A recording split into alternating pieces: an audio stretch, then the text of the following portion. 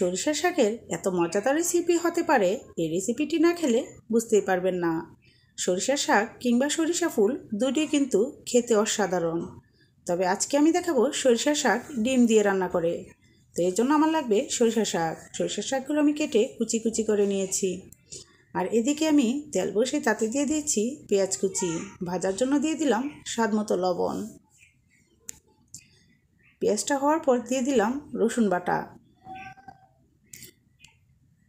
এখানে আমি চা চামচে 2 চামচ রসুন বাটা ব্যবহার করেছি। দিয়ে দিয়েছি 1 চামচ মরিচের গুঁড়ো এবং 1/2 চামচ হলুদের গুঁড়ো। সামান্য পানি দিয়ে কষিয়ে নিচ্ছি। দিয়ে দিচ্ছি পেঁয়াজ বাটা। এখানে আমি একটা পেঁয়াজ বেটে তারপরে দিয়ে দিয়েছি।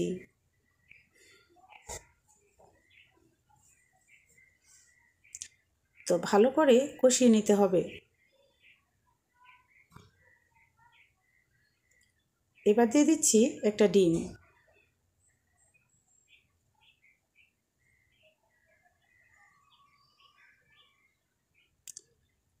ডিমটাকে স্ক্রাম্বল হওয়া পর্যন্ত আমি কিন্তু ততটা নাড়াচাড়া করছি না। স্ক্রাম্বলটা যেন একটু বড় বড় হয়, তাই একটু পর পর নেড়ে চেড়ে দিচ্ছি।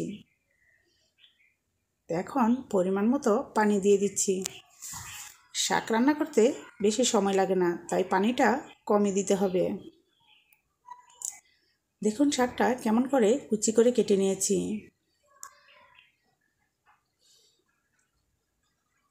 এখন শাকটা দিয়ে ভালো করে নেড়ে চেড়ে তারপরে কিন্তু ডিমগুলো মিশিয়ে নিতে হবে।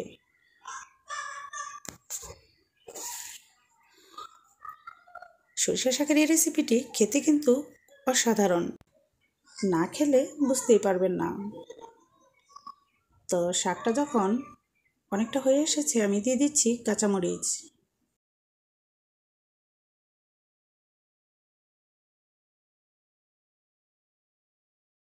যে কোনো শাক হাই হিটে রান্নার চেষ্টা করবেন, না হলে কালারটা নষ্ট হয়ে যাবে।